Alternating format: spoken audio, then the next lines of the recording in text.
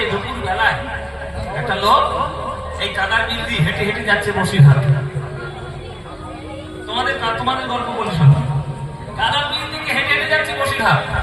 তখন এই রাস্তাটাও হয়নি, তখন বসিরহাটের ব্রিজও হয়নি, অনেকদিন আগেকার কথা। একটা লোক যাচ্ছে, সেইখানে যেতে যেতে হঠাৎ রাস্তার মধ্যে খুব গরম লেগেছে, প্রচন্ড গরম লেগেছে। তা প্রচন্ড গরম লেগেছে বলে দূরে একটা গাছ দেখতে পেয়ে সেই গাছের তলায় গিয়ে বসেছে। ও বাপরে বাপ, মাছটা এবার হাঁপাচ্ছে,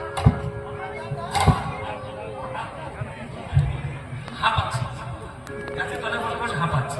এটা হাঁপাতে হাঁপাতে মনে মনে ভাবছে, বাপরে এত গরমে কষ্ট হচ্ছে, একটা গ্লাস যদি কেউ জল দিত তাহলে একটু আমার খেয়ে আমি পান করে একটু তৃষ্ণা নিবারণ করতাম। সঙ্গে সঙ্গে সোনার গ্লাসে এক গ্লাস জল সাথে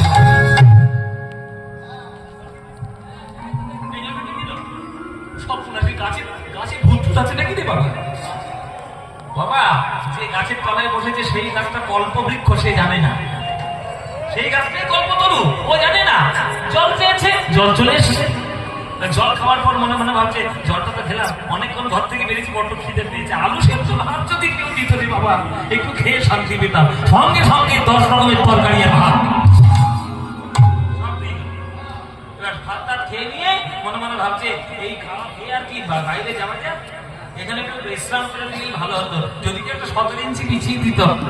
সঙ্গে সঙ্গে একটা সোনার খাট, খাটের উপর শুয়ে শুয়ে মনে মনে ভাবছে, ওহো এত সুন্দর নরম বিছানা, হ্যাঁ এত হেঁটে হেঁটে আসছি, পায়ে একেবারে যন্ত্রণায় কাহিল হয়ে গেল, কোন সুন্দরী রমণী এসে যদি একটু চমকে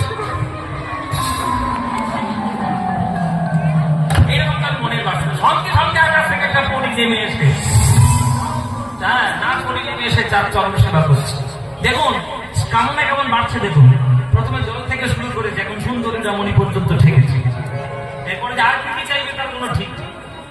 জল চাইলো, জল পেল, ভাত চাইলো, ভাত পেল, বিছানা চাইলো, বিছানা পেল, সুন্দরী রমণী চাইলো, রমণী পেয়ে গেল।